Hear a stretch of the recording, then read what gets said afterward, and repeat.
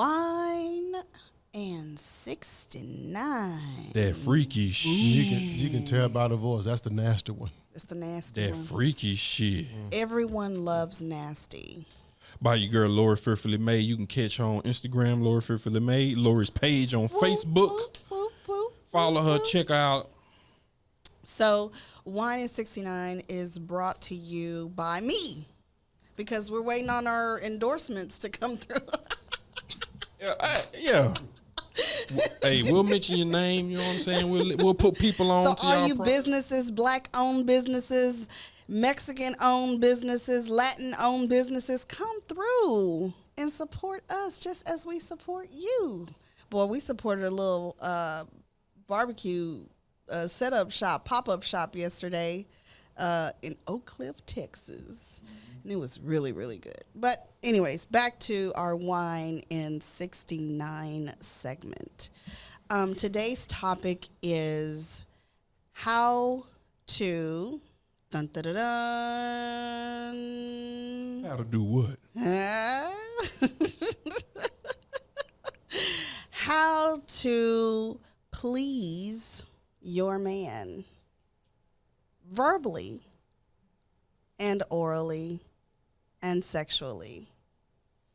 Real fast, shake it real fast. Put your hands on your knees. We had a meeting in the ladies' room last Sunday. Yeah, we did. And I discussed about being able to acknowledge a king when he's in the room, Right. even though that all the external and exterior factors say contrary to what his interior and DNA makeup is really of. We are able to bypass a lot of that. So to tie it into today's segment, verbally is how do you acknowledge your man? How do you build him up? Sometimes we put a lot of pressure on our men and we expect our men to come and save us from this evil castle that we're locked in, and we want to be swept away and we want to be saved, and we want him to show up in the white horse and draw his sword out and save us from this place that we're in, whether it's mental, whether it's physical, whatever it is when you're meeting your boo. But what do you do to build him up? What do you do to speak life into him when he's down and out? When he comes home from work and it's been a stressful day, when it's been a trying day, or he's dealing with something personally, when he's being mentally drained on a certain situation, or are you even sensitive to that? Are you acknowledging that he's not in his rhythm, that his rhythm has fallen out of cadence? Do you acknowledge that? Are you aware of that? Are you keen to that? Secondly is orally. Do you surprise him with some morning head? Do you surprise him before he goes to work and say, hey, come here right quick, drop him, and hit him off one time before he goes off to work? And then lastly, sexually, do you allow your home or your bedroom to be of a sexual encounter? Is it a romantic encounter? Is it a passionate encounter? What are you doing to keep that atmosphere in the bedroom? I the late Lois Evans once said, I was in one of her classes, and Dr. Tony Evans, his wife that just passed, and she said, ladies, the master bedroom is called the master bedroom because your husband is the master and you are to create it to be a bedroom, not the kids to come sleep in the bed with you. So for those of us that have little ones the kids got to sleep in the bed, or the kids are always in the room, or my husband's famous for saying parenting is over. Yeah. Parenting closed after 9:30. But as parents, as family units, as people with kids, how do you keep your bedroom sacred? How do you do that for just you and your mate to keep that as an intimate place? So these are things to think about. These are things that I'm challenging you to consider. And these are things that I want to stimulate your mind with for today. This has been Wine in 69. All right, now. I need that to be a little bit more freaky. No, that was actually good enough. Good enough for you, hun, Jake. Listen. What she said there was powerful. Mm-hmm. You have to really listen to what she says. Hello. She says that I stimulate him mentally, talking with him, lifted him up verbally, and then she mentioned something about some head. And I said verbally, orally, and sexually. Verbally, orally, and sexually. Listen, you said a mouthful. Lady, let me tell you what y'all don't do. Okay. Listen to him. Toys R Us out of business, but you can go buy you a damn pogo stick. Get on a pogo stick, butt Jay, naked. Push the button. Push the button. Get on a pogo stick, butt naked, and let him just watch you bounce that ass, fall. Shake it fall. fast. If you What'd fall, you say? Shake it fast. Shake it. Real fast. Shake it. You know what I'm saying? You got to be of a certain age to be falling create shit. You and gotta getting create. back up. Because if you're of a certain age and you fall, you gonna stay down. You got create. Your ass ain't gonna bounce up the You same better get that ass in when you're 20. That falling can. Well, if she falls, she gonna stay down anyway. Cause I'm gonna fall down with her. Push the button. Push the button.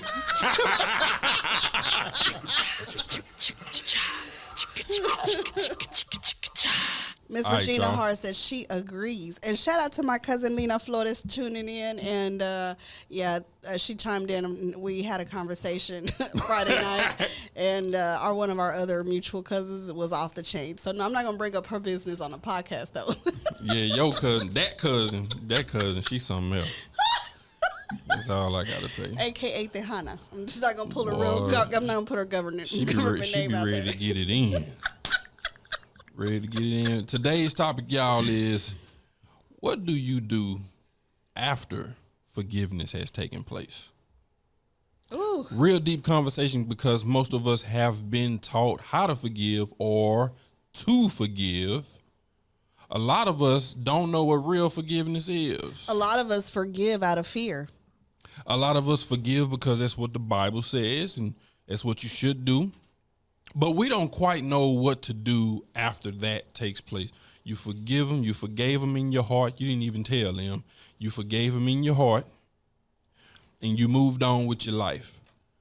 But what does moving on looking like after you forgive somebody that has transgressed you, offended you, hurt you, betrayed you, got on your nerves, pissed you off?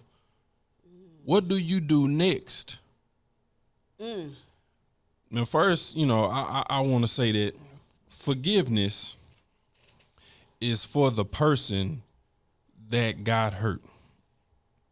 Ooh.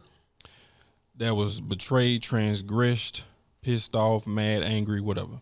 The forgiveness is for you because if you don't forgive somebody, it will change your energy inside of your soul.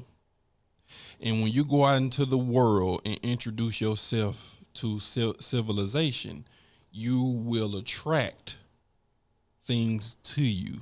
So you can't go out there with an unforgiving heart because you'll start attracting unforgiving, heartful characteristics, people, situations, occurrences. So it's for you. It's an investment for you. What do y'all think? That was profound, Mr. Wallace. Yeah, I mean, He does it every now and then. Every now and then he be on Come to on some, strong. But then, the other percent of the time he's just Pogo sticks. yeah, he's out there talking about some damn turtles saving its species and pogo sticks and shaking your ass real fast. I study a little bit. What y'all think forgiveness is? What do y'all think? Jay, I'm gonna let you shared some profound stuff the other day. Why me? Listen, forgiveness. I agree with what Mr. Wallace said, that forgiveness is for the person that was offended. You have to be able to let that thing go. But they hurt me. And that's the whole. That's the but whole. they did point me of it. Listen. Listen. It's not. They lied on me. It's not even about the person. See, our problem with forgiveness is we're trying to reconcile with the person. That's not what forgiveness is. Ooh. Forgiveness is being able to let that. Hit them with the church organ Being right able quick. to let that offense go. Let the action go, because see, we really don't have an issue as much with people as we think we do. We have an issue with what happens to us. Ooh. Okay, so the person is not the issue. Right. It really is the offense itself. So we have to learn to let the offense go. And then we have to learn to say to ourselves, I'm not a victim of it. This is after we have forgiven. We have to learn to say that I'm not a victim of that situation anymore. We also have to learn to be able to confess that we were hurt. A part of our problems is But I was we molested. hold it in. I was raped. To who? To understand. yourself or to them? I understand. I was abandoned. No, not confessing to them necessarily, because that may give them more power over you. But you do need to be able to express it, whether that's in a group, whether that's with your close friends. That really is what friends are for, more than just drinking. Right. Friends are supposed to be there for you. Don't say that to Latinos. Friends are supposed to be there for you and in order to help you through a situation. So I ought to be able to go to you and let that thing up and out of me and not walk around with it on my back all the time. Confessing is good. Confessing gets it off of you. Gets it off of you. Sheds it. Right, It's like exactly. a snake shedding dead skin. Right. It's Humans necessary. It's gotta necessary. shed. It's necessary. We have to shed. We have to shed We pain. carry way too much garbage in ourselves by ourselves, and we think that we are protecting ourselves by not allowing it out. We're actually hurting ourselves by keeping it in. So was God being troubled, or was he being challenged to be forgiving to mankind when Jesus was hanging on the cross and he said, "Forgive them, Father, for they know not what they do"? Was he in connection with God, his Father, and he was feeling the tussle of forgiveness? Was forgiveness being tussled with, because he said, "Forgive them, for they know not what they do"? Why was he giving God a command? This is really the first time in Scripture where I think it's safe to say that Jesus was the one giving God a command and not following a command, not executing the command, not following through with not my will but my Father's will. That's kind of was his cadence count all throughout. But as he's hanging on the cross, as he's been lied on, as he's been spat on, as he's been beaten on, as he's been tormented and tortured, he says, "Forgive them, for they know not what they do." I wouldn't say Jesus was giving God a command. I feel like he was trying to run an interference, because he was like, "Oh, wait, because y'all just doing too much." And I know my daddy. I know Jesus probably could feel. The reason why he said them words in the first place was because Jesus wanted to get off that cross and kick they behind. You think so? Yeah. He was talking to himself first. The human side. He was side of him. he was talking to himself first. Then he could feel his Father, and he was praying to him also. That's what I take from that. Forgiveness is a hard pill to swallow, and it goes a lot with what Jay is sharing, what JJ just said, because it's about me. It's not about the other person, but it's how it affected me. It's how I felt in the midst of the transgression. It's how I felt in the midst of the offense. It's how I heard it. And you can only be hurted or hurt by people that you allow to enter in your heart, enter in your being, enter in your circle, enter in your safe zone, your safe haven. And when those people fail you, when those people shortchange you, when those people don't quite do you right, or you would expect more from them and they don't quite show up for the fight for you the way you've shown up for the fight for them, that's a deep hurt. hurt. Yeah. That's a very deep hurt. And for women, women are emotional beings. So when men transgress them, when men cheat on them, when men go and step outside of the marriage, when men go and lie to them and say, no, I was with the fellas, I wasn't with no girl, and that's really hard. That's a hard pill to swallow, because she replays those conversations, and then everything starts to add up. We start putting 1 + 2 together, and we say, okay, so the last time he told me he was out playing poker, he really was out playing peekaboo. And, oh, well, how long? And so the offense becomes stronger, the hurt becomes more intense, and it's hard to forgive. So then you have a lot of women walking around that are drawing a certain, as you said, the energy and what she holds. They're drawing certain things because she's walking around broken and wounded and hurt. And it's over forgiveness. Yeah. So many beautiful relationships have been lost because somebody just can't simply say, I'm sorry, or somebody can't just really say, you know what, I forgive you. Whether you ask for forgiveness or not, I choose to forgive you. Or they don't know how to be a damn adult. And be accountable. Yeah. You got too many people that don't know how to be accountable in a relationship. And I'm going to say this.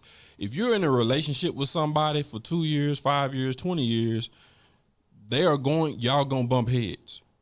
That's a part of being in a relationship. What happens after the head bumping occurs says a lot about you. When friends have a fallout, and what happens after that? If we have a fallout, we no longer friends? Yeah. Do we no longer talk? Yeah. But I called you friend and you called me friend. But I said something you didn't like, or you did something I didn't like.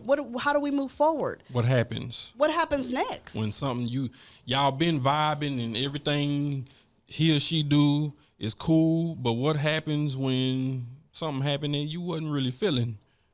What do you do then? You communicate about it? Do you run? Can I talk to you about it? Do you cut them off automatically? Let me tell you, my cutoff game is real strong. A lot of people would rather just cut people off, but sometimes it's not the answer. So what do you do after you forgive? Forgiveness is a task all within itself. Forgiveness is hard to complete wholeheartedly and truthfully. Why do we forgive? We have many reasons why we're thinking, we're forced to forgive, or why we forgive. But what happens after? Okay, Lorrie. All right, Jay. Thank you, Barry, for bringing this up. Thank you for teaching me why it's important to forgive. But how do I move forward after I forgive? Now, listen, I have forgiven them. I wish them no ill. I if they were broken down on the side of the road, I probably would pull over and help them out. But now what? Are they going to be invited to the next birthday party? Are they going to be right? Are they going to be invited to the next? Yeah, are they going to be invited over for Thanksgiving at the family affair? How do I move forward after I have forgiven? And some people say, well, you haven't truly forgiven if you can't be in the room with them, or you haven't truly forgiven if when you see them and your spirit don't go, or something doesn't bother you when you see them, or the sound of their name, or when someone else mentions their name, does it do something to you? Is that true forgiveness? Did you really forgive? How do you move forward? I agree with what you just said there. That was good. I don't know if you know how good that was, but that was good. You cannot truly say that you have forgiven something if you cannot exist in the same space with it. You're still holding on to it. I don't think forgiveness is nearly as hard as you said it is. I think not being a victim is much harder. Right. To it. After you've made the choice to say, I forgive you. You have to forgive the person and the event, or sometimes just the event. What if somebody transgresses or violates your baby? What about the mothers who have been affected by their daughters or their sons being molested by a family member, and they're forced to forgive because of the religious and the relationship that they have with their God, and they've been forced to forgive for whatever reason they have chosen. I choose to forgive this person, or a person that has killed your son, or a person that has killed your daughter or a loved one, and they say, I choose to forgive, but this person is also a family member, and here comes Thanksgiving, here comes 4th of July, here comes Easter, here comes any other event or birthday celebration or anniversary get together, and this person shows up, and you don't want to be in the room with them because of the violation that they did. You forgive them, but does that mean because I don't want to be in the same room with them, I didn't forgive? Well, forgiveness doesn't mean you abandon protection. If somebody out there molested your child, it would be incorrect for you to place your child, because you forgave them, it would be incorrect to place your child right back in the same room with them. Right. Especially alone. But you know how many families, but you know how many families, or any other child, but do you know how many families are being affected by that very situation? Well, right. The issue, once again, is not, the forgiveness has nothing to do with the person.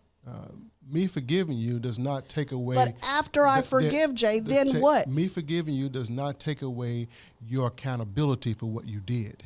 Right. I can forgive you. I can forgive you, but you're still accountable. But your ass still got to go to jail. I can forgive you, but you still must be punished for what you did.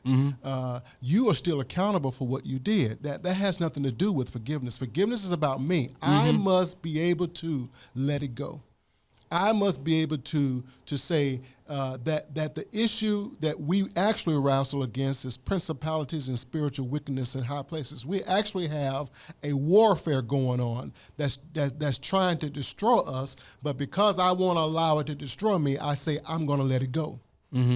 It's not about the person. The person was just being used. Right. In order to destroy me or my family. It's about the thing. It's about the thing. It's about the thing. The weight of the situation or the thing. It's not the person. It's not the person. It's the characteristic or the sin or the thing that transpired that much is deeper in them. Right. And when you look at it that way, it allows you to have some kind of sympathy, or wait now. It eases you when it's time to forgive. It eases the pain just a hair when you realize that this person has something in them, or was put in a situation, or whatever. Right. What if it's a friend and I see what you're saying, and you offended a friend offend another friend? What do you do then? Do you have a conversation? Do you run? Because a lot of people don't like to talk or have an uncomfortable conversation or a disagreement. A lot of people don't like to engage in disagreements, period. Well, that's because we've been taught that time heals all pain, and that's a lie. Ooh. Time can also be used for procrastination. Time doesn't heal. Time just allows things to fester even more. Exactly. And it starts to get pus, and it starts to get infected. Yeah. Or I could go long enough till your ass just actually forgot what it was you was mad about. But the reality is time didn't heal. But they asses will remind you real quick why you stop fucking with them the first time. If you allow time to heal, then all you've actually did is suppress it in the back of your mind. And all it takes is a trigger for that thing to come back up. There you go. Come back with more vigor, more anger and how many than of ever us before. How many of us do it? How many of us have done that? Just take a quick self-evaluation. Just look at yourself really quick and say, how many times have I suppressed my hurt by choosing not to address it? But listen to this right now. This is deep. It comes up, so I'm gonna let it out. Listen. That's what's going on in America right now. White folks are trying to figure out, why are the black people so angry? Why they so? Because y'all thought time was gonna heal it. Ooh. Y'all thought that if we just put it behind us, it's going to be healed. Everything's going to be all right. But now we realize that it's coming back up, and we're just as angry, more angry now than we were before. Because y'all keep trying to bury it. You can't bury it. You can't got to bury address it. it. That's right. And the right white people are not addressing it. So has the black community truly forgiven? You know, rapper Common said that we as black people just need to forgive. We need to forgive it. I don't think we have. I have forgiven. I don't think we have. But even if I forgive, now what? Now what? We want accountability. Ooh. Be a damn adult and be accountable. Accountability. You give accountability. What if you never get that? What if you never get not only and I'm There has sorry to be. from that person, but not only you choose to forgive that person because that person will never tell you I am sorry, and their pride, their ego, Now, their selfish looking for ways. sorry. We're No, not looking for listen, sorry. they didn't even have the audacity to own their wrong and say, listen, I was sorry for how I hurt you. I'm sorry for how I offended you. I'm sorry for how I violated our friendship, our relationship, our love for one another. They will never even give you that. You then take a bigger high road. You go high. When they go low, we go high. And you say, you know what? Whether they ask for forgiveness or not, they're good. I forgive them. We're good. In that situation, But then what? in that situation, they have to, because it affects America too much for them not to do that. In this situation, they have to be accountable. It has to be a change. It has to be a paradigm shift. It has to, because if it doesn't, this is going to keep happening. It's like a volcano. It's going to be an eruption every few years. I like your proper English. It's going to keep... Volcano. You know what? I'm from Mississippi. We say volcano. But listen. The proper thing. I mean, well, no, it's not proper. But the popular thing that we hear all the time is that white people say, well, I had nothing to do with what happened to your people or you guys. Nobody alive had anything to do with it.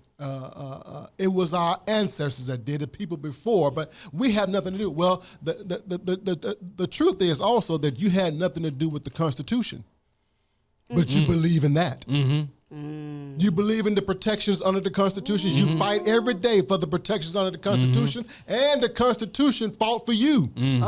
We had to fight to get our rights under the Constitution. You did not. Yeah. So you've lived a life of privilege because of that Constitution. You believe in that. But you don't believe that you have an obligation to right the wrongs that Constitution inflicted on us. Right. While y'all were building equity, we were fighting for equality. There you go. While y'all were running the race, we were busy trying to just get in the game. Get a damn pair of shoes and some shorts. Shout out to Miss Regina Hart and Rodney Dove that are tuning in and chiming in. Miss Misty Ward, my love. Hey, Misty. Regina Hart said forgive so hard to do. So I think she may say forgiveness is hard to do. But it's harder on you if you don't do it. Ooh. But she's just saying that's hard. Sometimes I agree. That's tough to swallow that pill. And I think that's what I was saying earlier, Miss Regina, that's really tough. It's hard. And then Rodney comes in and he says, you can forgive them, but you don't have to be around them. Nope. Right. And it still classifies as forgiveness. But do you know how many people will say, oh, well, that's then that's not real forgiveness. Right. That's not real forgiveness. You have to use wisdom, y'all. You got to protect yourself from that person. Look, man, I ain't trying to go to jail. If I see this dude again, I know what I'm going to do. I've chosen to forgive him, especially if this person has not been accountable. And what happens after forgiveness? You're supposed to rebuild. That's what you're supposed to do. And a lot of people don't do it. You have to do your work to rebuild. And it's not going to happen overnight. And for those of you that are trying to rebuild, for those of you that are forgiven and y'all are in the place of rebuilding and trying to move forward, let me let you know now, it's not going to happen overnight. It's going to take continual effort to continue to move forward and continue the needle to move forward. Forgiveness is already, as Regina and I say, that's already hard in itself, let alone, okay, I forgive that you have hurt me is one thing. Whew, that was a pill to Right. swallow. Now I gotta now deal with you, face you, and work with you, whether it's at the job, whether it's within the family dynamic, whether it's in the marriage. Forgiveness can run, whether it's national Friendship. on a national level, because we're dealing with a lot of unforgiveness and lack of accountability from our states. So then what's the one thing, if you guys could point to just one thing that stops us from forgiving, what is the one thing? Lack of accountability, lack of willing to rebuild with that person. Yeah, your unwillingness to even admit that you've wronged Or me. admit it. A lot of people. That's the one thing that you guys will hold accountable. I mean, Well, my thing is, that is why America is where it is today. and that's That why right a there. lot of marriages and That relationships are where they're at. Friendships, Because you couldn't marriages. even admit that you fucked me over. And if you do, you stop it right there. There it is. You don't rebuild. When something happens in a relationship between two people, because something's going to happen, is normal, natural, it is your job. One person needs to be accountable, and the other person needs to be. But you guys are talking about rebuilding when you talk about accountability. You're talking about putting the thing back together when you talk Rebuilding about. can't happen until accountability take place first. Rodney said, if you know someone steals something from your house, will you keep letting them back into your house? Hey. You know what I'm saying? Already, Rodney, that's that protection. Like, you got to use common sense. But that's not the When you forgiveness forgiving people. portion. But as Rodney That's was not the saying, is that forgiveness? Right. That's not the forgiveness portion. What stops us from forgiving? You're saying accountability. You're saying accountability. Admitting. Yeah, I guess that falls under accountability too. But what do you say? that's not necessary for me to forgive you. True. That's not the forgiveness piece. No, you That's said true. what holds us back from What forgiving. holds us back as an individual from forgiving? Yeah. That's true, but One thing. if you want it to be effective, that's what needs to fall in line. First of all, the person that created the offense needs to be accountable and acknowledge it to the other And that's person. the thing. Half the time they will They not. And they don't. The only thing that's stopping us from forgiving is our ego. You think so? We put The because- forgiveness is Let me- about let me- us. The forgiveness is about us. Let me It's not explain. about them. It's Right. not about them apologizing, them coming correct. That's what I'm saying. Even if they don't, and I choose to say, I go, you know what? I forgive them either way. The ego is holding on to the offense and won't Right. allow us to say, I'm going to let it go. I forgive. That's all that's Are stopping us. they going to be invited to your next cookout? That's different though. That's past the forgiveness. That's what I'm saying. That's After the rebuilding forgiveness, portion. then what do you do? Well, the rebuilding portion is, listen, I don't need to rebuild with everybody. Some people But are if meant to you- be cut There off. you go. There you go. There you no, go. But let's talk about the relationships that do have high value and should be rebuilt. What do you do then? Okay. What do you do then? Let's get into that. Because if you in a relationship with somebody, one day y'all gonna bump heads. What you gonna do? Can you sit on the phone and talk to this person and have an uncomfortable conversation with them to disagree? Can we have a disagreement? I'm not bringing you apple pie. I'm bringing you vinegar. Can you listen? Can we have a disagreement? Can we agree we just don't agree? And Can we say we value each other more than the disagreement? reach the conclusion that we disagree and walk away and still be cool, not having to cut each other off?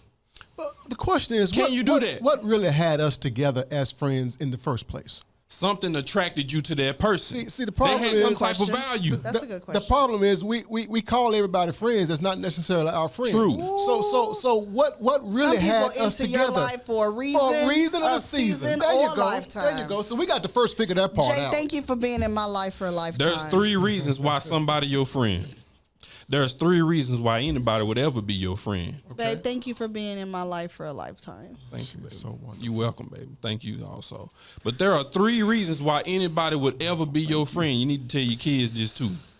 Number 1, Don't look good on it's because they run in the same environment. They run in the same circles you run Here he in. go with his list. Okay. Number 2, Okay. you have something that they want, tangibly or intangibly. And it's not always a bad thing. Okay. That's yeah. Okay. And number 3, they genuinely just really want to be your friend. Genuinely. Okay. And one of those reasons may later on build into another reason. A friendship has to be built. It evolves. Yeah. It evolves with time. I got with you. When I first met Jay, I didn't think we would be doing a podcast together because he didn't even talk. Now look at him. He can't shut up. Right. But something you had attracted me to you, and now it's on us to build it higher. If we vibing, or do we want to build this more? Okay. Or do we want to just keep it?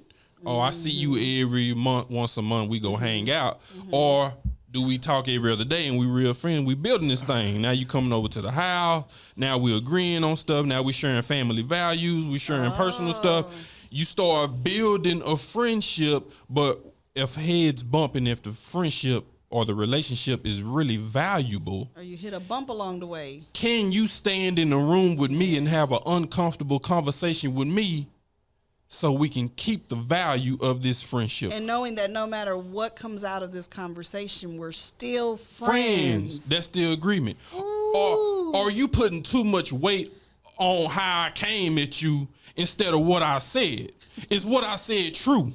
Is it true? Because if it's true and you did do something shady, yeah, it's not then your you shouldn't message, be so but mad. it's your delivery. You know, a lot of friends, a lot of friendships, a lot of relationships, a lot of married relationships. A lot of people have been affected by that. Yeah. You know, it is what it is. You can't come at me like that. Did you hear what I said? Do you know my heart? Is it true? Do you know what kind of person I really am? Is it true what I said? And if it is, that means you are culpable to some degree in this scenario. And if you are, you can't be that mad at me for saying it. Shout out to Rodney. He said she got you, Jay. Shit. Listen, I challenge each and every one of our listeners today that may be dealing with unforgiveness, may be dealing with moving forward after forgiving. You feel that they're not doing right. You feel, okay, I've already forgiven, but this person is not doing their part to move forward. They feel like because I've forgiven them, everything's hunky-dory. We're back to how it used to be.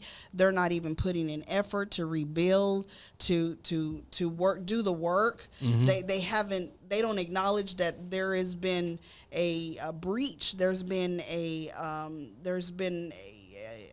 tearing per se in the relationship, and they're not even able to acknowledge that there's some wounds there, and so they tend to act insensitive or unaware or unkeen to what may be happening. I urge each and every single one of you to reevaluate why you forgave, one, and number two, to evaluate why did it hurt you?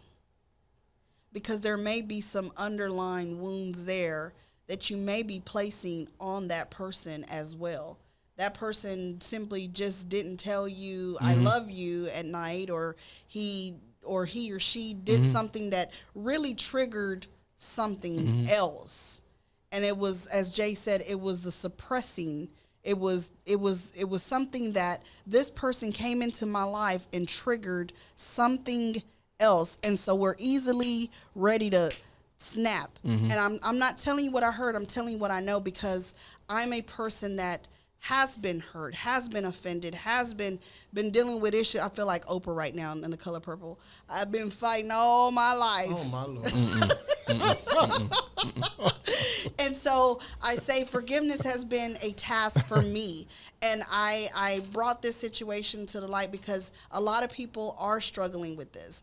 And so that's why I'm bringing it to the table, so that you can do a self-evaluation. You can do a real self-analysis and ask yourself, why did that trigger me? Why did that hurt me the way it hurt me? Was it the fact that you really are suppressing something else, and that person brought it out, that person provoked it to come out? So along those same lines, just right quick, the body heals. If I cut myself, the body heals itself. Red blood cells actually help create collagen that actually heal that cut, that wound, and white fibrous tissue is actually formed, and new skin is actually created over that wound, and it actually heals. You went to school. As the womb, Thank God for listen now. As the womb heals, this is the good part. As the womb heals, the edges actually pull inward, and the womb gets smaller. The edges pull inward, and the womb gets smaller. Now, that's the same thing we need to do in our own lives. We need to look inward. We need to go inward. And in order for us to heal, that's all that forgiveness is about, is our own healing. Because we were the ones that were hurt. Jesus. That person moves on and lives a life. And sometimes they're successful, sometimes they fall. Sometimes we as Christians say they're going to get it on the other side. But whatever their punishment is, whatever their situation is, don't worry about them. It's all about your healing. Right. So you got to turn inward in order for the womb to get smaller. And turn inward and ask yourself, why should I forgive them? Answer that for yourself. Why am I forgiving them? Is it something from my life experiences that they triggered? They really didn't do anything. They just pushed a button. Am I culpable in this? Did I bring this on myself? Ooh. Did I do anything that played a part in this occurrence? Wow. Ask yourself that question. A lot of people don't ask that damn question. And what can I do to rebuild? Yeah. Or what can the other person do to rebuild if you have an opportunity to tell them? Yeah. And if you wrong somebody and you need to rebuild, invite for dinner, bake a cake, call them, have a real uncomfortable conversation that's necessary to be had. You got to do something more than one time. Rebuilding there's a breakdown. You got to rebuild. And you can't expect them to swiftly come back to where they once was when you offended them or transgressed them. Okay. Misty, before we leave, Misty said, turn inward for healing. That was good. Yeah. It's all inward. Woo. Yeah. So. Now what?